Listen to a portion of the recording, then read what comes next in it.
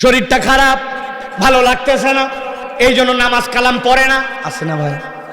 অজুহাত দেয়, ঘুম হয় নাই সারা রাত, ফজরের আগ দিয়ে ঘুম ধরছে, এই জন্য ফজরের নামাজ পড়ে না, কাজাও করে না, আছে না ভাই? এখনো বয়স হয়নি, এই জন্য দাড়ি রাখে না, বিয়ে শাদির পরে শ্বশুর হলে এরপরে দাড়ি রাখবে, আল্লাহ বলছে রাখার জন্য। ওয়াত্তাবা হাওয়া, তার অন্তর যাচাই তাই করে, আছে না ভাই? আল্লাহ বলছেন সুদ খায়ও না, ওই ব্যক্তির তারপরে এটা ত্যাগ করার সময় হয় না এখনো, কেননা মডার্ন ওয়ার্ল্ড, এই জায়গায় সুদ ছাড়া চলতে পারে না, আছে না ভাই? পর্দা করার কথা যেই মহিলার, ওই মহিলা পর্দা করে না 18-19, আর যেটা 60 বছর বয়স উনি পর্দা করে ঘুরে বেড়ায়। কি ব্যাপার, তুমি পর্দা করো না কেন? বলে বিয়ার পরে আমার মা পর্দা ধরছে, আমিও বিয়ার পরে, আছে না?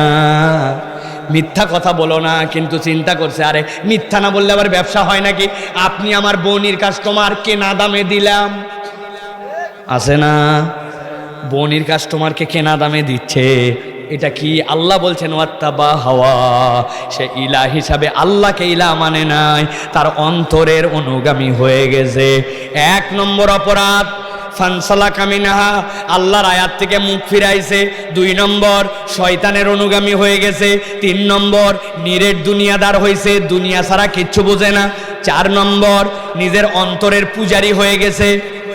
আল্লাহ এবার বলছেন যার মধ্যে এই 4 গুণ থাকবে, আমি আল্লাহর কাছে তার ব্যাপারে একটা উদাহরণ আছে।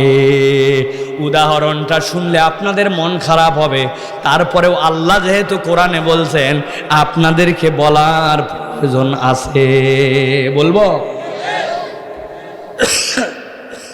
আল্লাহ রাব্বুল আলামিন বলছেন ফামাসালুহু কামাসালিল কাল, যার মধ্যে 4টা দোষ থাকবে, আমি আল্লাহ বললাম এই মানুষটা কুত্তার মতো।